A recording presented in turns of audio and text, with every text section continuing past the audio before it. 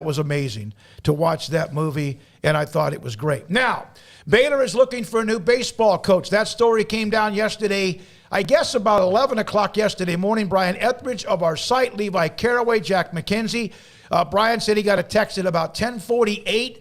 It popped early yesterday or late yesterday morning. I was actually walking off the golf course when it did. So they're looking for a new coach. Mack Rhoades, who normally joins us on Tuesdays, will be with us Friday this week, headed to Big 12 governance meetings. But we do have Iowa State AD Jamie Pollard today, who will join us at 4. Not surprised whatsoever. Resigned, stepped down, fired, and then given the opportunity. Whatever the case and scenario it was, not surprised there has become too much apathy in that program. Yeah, and you know, you've got to get – you start with the students. Like, before you get donors involved, because you got to think long term. So right now, for a decade, and that's not – I mean, it does include the times that he did get in the NCAA tournament. But for a decade at Baylor baseball, there has been student apathy. Well, that's a generation of students who will one day be the guys who give you money for things, or the people who give you money for things, that don't have any kind of enthusiasm or good college memories for baseball. I mean, it's stuck in the mud. And, you know, Coach Rod was very well liked, and he did a good job, but he didn't do a good enough job. And they were, the last 3 years have been very stagnant, and you know, COVID really hit them hard. I understand that, but you know, sometimes you do have to make a change.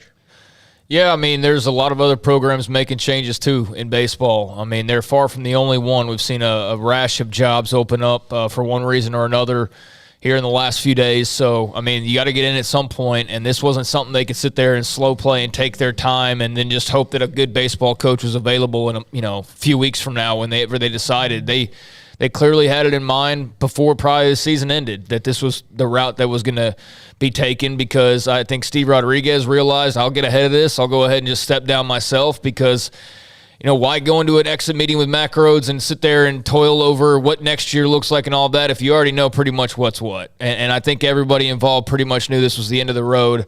You know, they gave themselves a flyer of a chance when they made the Big 12 tournament, but they did so as the 8th seed. They were the last team into the tournament. They shouldn't have been, by the skin of their teeth, the last team in the tournament. They should have won some games prior to that ensured that they were in there before that final weekend, but nevertheless, there they were, and they win the first game, and they get what they needed to get in there, and then they proceed to lose the next 2 games in that series. And then they proceed to get into the Big 12 tournament and go 0-2, including a blowout loss, with TCU and then Oklahoma State beating up on them pretty good. So, I mean, there's just – I keep using the word, and after this story's over with, I'll stop using the word juice. But, I mean, I've been saying for weeks now there's been no juice with this program. The apathy is at an all-time high. They're not competitive in a league where you look around and there's a bunch of competitive teams that are all enjoying baseball season right now, and Baylor was just never even in the mix. Like, it never even felt like baseball season around here because people were so apathetic to it. So, you know, it's a tough deal anytime you have to make a change. I think a lot of people were really big fans of Steve Rodriguez, the person, and at times the coach as well. But I just think that the direction they're going, and with the bar where it is, you know, they needed to make something happen, and they needed a change, and so change has come. Mack Rhoades again will join Craig and Paul Friday, and so that's with that. And by then he'll also be off the Big 12 governance meetings, by the way, going on in Dallas. I did reach out to Steve Rodriguez yesterday.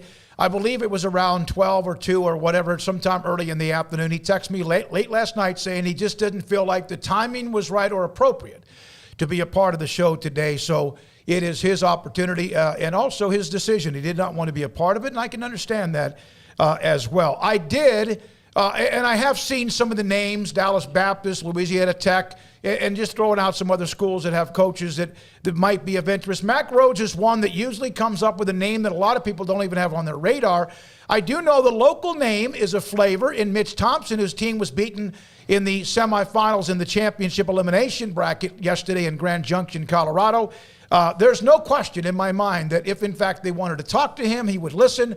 That doesn't mean they will, and that doesn't mean that will happen. But that's something that I think you have to at least pick the brain and maybe ask him about what he thinks he can do. And who knows, again, Mack Rhoades. Matt Rhule was under the radar. Dave Aranda, not so much, but then kind of was as well, right? And same thing with Nicky Collin. when he hired those particular coaches.